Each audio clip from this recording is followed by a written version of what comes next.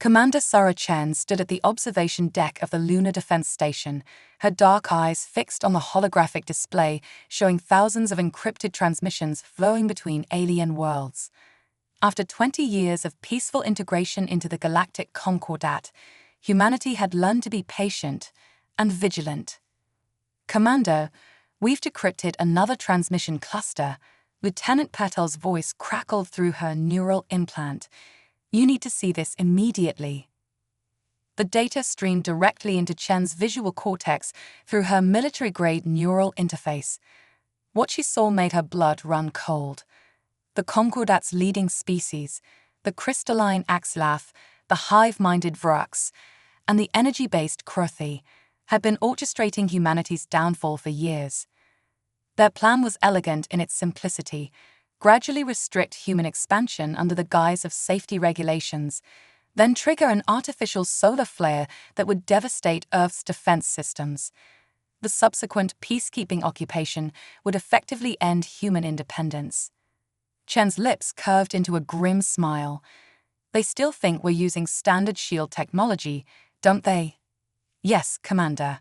They have no knowledge of the quantum barrier network." Humanity had learned early in its spacefaring history that appearing technologically inferior could be advantageous. While openly sharing medical and environmental technologies, Earth's best minds had secretly developed defensive systems far beyond Concordat standards. "Initiate Protocol Thanatos," Chen ordered, "and get me a direct line to the Defense Council." Throughout the solar system, hidden satellites and defense platforms silently activated. Quantum computers began calculating jump trajectories. Dormant shipyards deep within the asteroid belt hummed to life. The Concordat's fatal mistake wasn't underestimating humanity's technology, it was underestimating human nature itself. Thousands of years of warfare had taught humans to prepare for peace by preparing for war. In the Concordat's central archive, an AI construct planted years ago by human operatives silently began corrupting military databases. On hundreds of worlds, sleeper agents, both human and allied alien, prepared to sow chaos in the Concordat's carefully ordered society.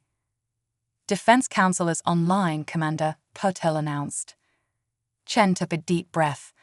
The next few words would launch the most significant military operation in human history. "Council members, Operation Prometheus is a go. The Concordat has made its move. Time to show them why humanity survived countless wars, plagues, and disasters. Time to show them why we never stopped preparing for the worst." As she spoke, quantum-encrypted signals raced across the solar system. Fleets hidden in dimensional pockets began emerging. Weapon systems that defied Concordat physics powered up. The careful facade of human technological limitations was about to shatter. "They thought they were hunting prey," Chen murmured, watching the first wave of stealth ships slip into hyperspace. "They're about to learn they've been swimming with sharks." The silent strike was about to begin, and the Galactic Concordat would never see it coming.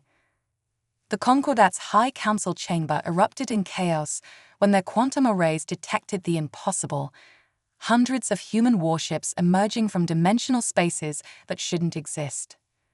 Supreme Counselor Zixtol, their crystalline form shimmering with agitation, demanded answers.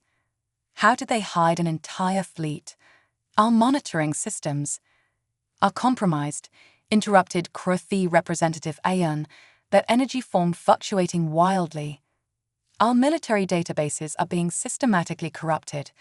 We've lost control of automated defense systems across 17 sectors. The human ships moved with devastating precision.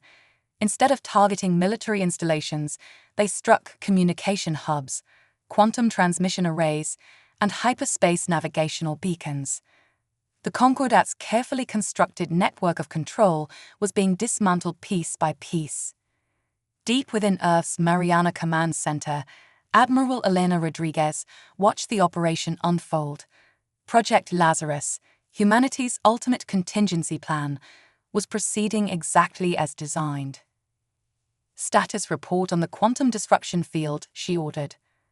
Dr. Marcus Webb, chief architect of Project Lazarus, gestured at the holographic display. The field is expanding at calculated rates. Concordat ships are losing their ability to coordinate. Their quantum-based communications are failing across all frequencies. The true genius of Project Lazarus wasn't its military might. It was understanding the Concordat's fundamental weakness. Their technological superiority relied on quantum entanglement networks that humanity had secretly learned to disrupt. They're launching a counter-offensive, Marcus noted, pointing to movement among the Concordat fleet. But without their quantum networks, they're fighting blind, Rodriguez finished. Each ship, each battle group, operating in isolation, just as planned. The Concordat had built an empire on technological domination, never developing the human military skills of fighting with limited information and adapting to chaos. Now that very sophistication was becoming their greatest vulnerability. "Admiral, we're detecting attempts to activate the solar flare device," a technician reported. Rodriguez smiled. "Activate the quantum shield array." Across the solar system, hidden satellites synchronized, creating a defensive barrier that the Concordat's weapons couldn't penetrate. Years of appearing technologically inferior had led them to develop a plan that was now useless. "Message from Commander Chen's fleet," Marcus announced. "The Proxima Centauri command hub is neutralized. The Concordat's ability to coordinate a large-scale response is severely compromised." Rodriguez studied the strategic display. Humanity's ships were systematically isolating and defeating superior Concordat forces through tactics they'd never anticipated. Centuries of warfare had taught humans lessons the Concordat's peaceful rise to power had never required. "Begin Phase 2, she ordered. "It's time to show them exactly what humanity has been hiding." As the order went out, hidden shipyards began launching a new wave of vessels equipped with technologies that the Concordat had thought impossible. The trap had been sprung, and humanity's revenge was just beginning. The first sign that humanity's counterattack had succeeded beyond expectations came from an unexpected source: rebellion among the Concordat's subjugated species. The Murith, insectoid beings who had served as the Concordat's engineers for millennia, suddenly disabled crucial infrastructure across dozens of systems. The aquatic Zen, responsible for maintaining the Concordat's vast data networks, introduced subtle errors that cascaded through their command and control systems. Admiral Rodriguez watched from the bridge of the ESS Prometheus as reports flooded in. "They didn't just underestimate our technology," she mused. "They underestimated our ability to build alliances." For decades, human diplomats had quietly connected with species chafing under Concordat rule. While the Concordat saw only primitive warriors, humanity had been weaving a complex web of relationships, promises, and shared dreams of freedom. "Admiral." Dr. Webb's voice was tense with excitement. "The quantum disruption field has achieved full coverage of Concordat space. Their entire command structure is in chaos." The strategic display told the story. Without their quantum networks, the Concordat's mighty fleets were reduced to uncoordinated groups of ships, each operating with limited information. Humanity's forces, trained for exactly these conditions, struck with devastating precision. "Message from the Murith Resistance," a communications officer announced. "They seized control of the shipyards in the Centauri sector. They're offering to begin production of our shield technology immediately." This was the true power of humanity's strategy. While the Concordat had built an empire on technological superiority, humans had learned through countless wars that victory required more than advanced weapons. It required allies, adaptation, and the ability to fight on even when systems failed. The Vark's colonies in the Orient Arm are declaring independence. Another report came in.